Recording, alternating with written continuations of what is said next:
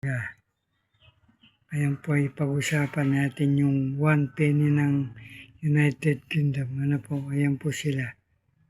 1 penny po yan. Ito po yung nasa harap, Queen Elizabeth. Queen Elizabeth II, ano po yan.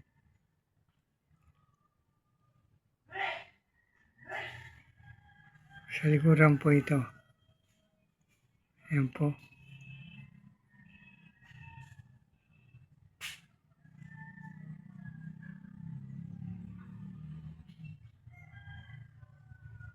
May corona po dyan.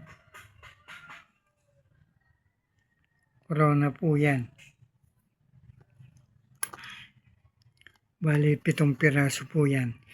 Iba-iba yung petsa niya. Ito po.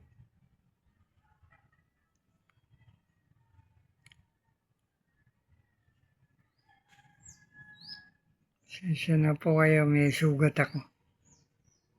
Ayan po.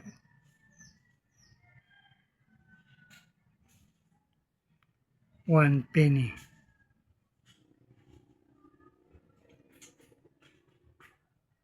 Yan po yung corona.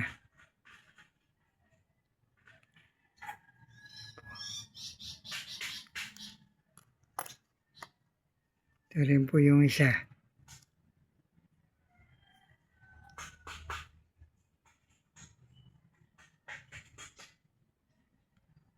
Queen Elizabeth II.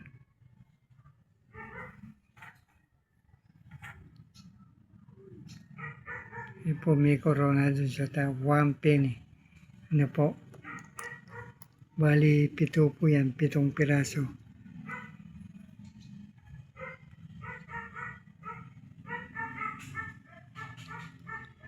Yan po.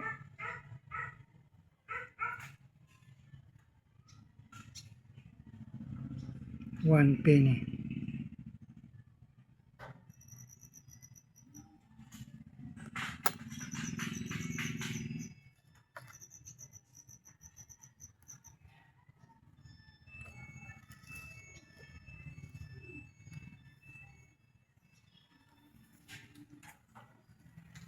May value po yan.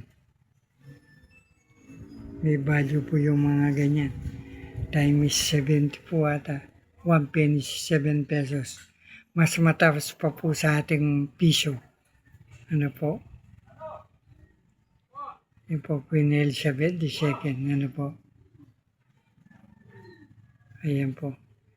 So, iba yung ano niya. Ayan po, ano po.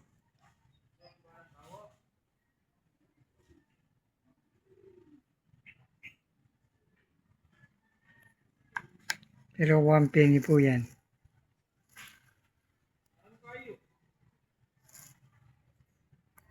Ayan po. 1 penny ni Queen Elizabeth. Yung sa likod po ito.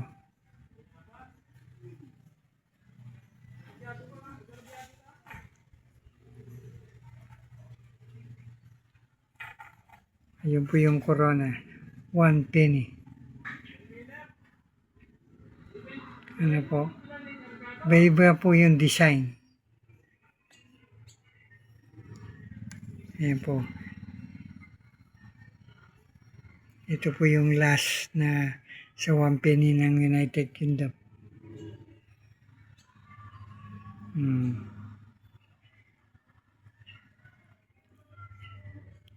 Ayan po, iba rin po yung design. Ano po?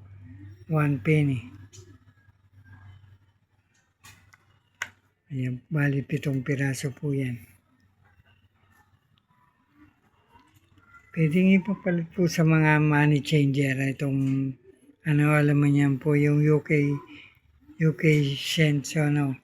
Mahal po itong mga ganito, ano po. Time is 70 po ata ngayon, as of now. Time is 70. 7 piraso na 1 penny ng United Kingdom, ano po. Palagi ko po sinasabi sa aking mga video, maraming salamat po sa inyong panonood ng Efren Collection. Sana po hindi kayo magsawang manood ng aking mga video. Inuulit ko po, 1 penny ng United Kingdom. Ano po. Thank you very much po. Sana po ay matulungan nyo ang Efren Collection. Ano po, ang content creator nito ay si Efren Collection po. Thank you very much po sa inyong uling panood. Sa palagi kong sinasabi sa aking mga video. Thank you very much po ang inyong lingkod, Efren Collection po.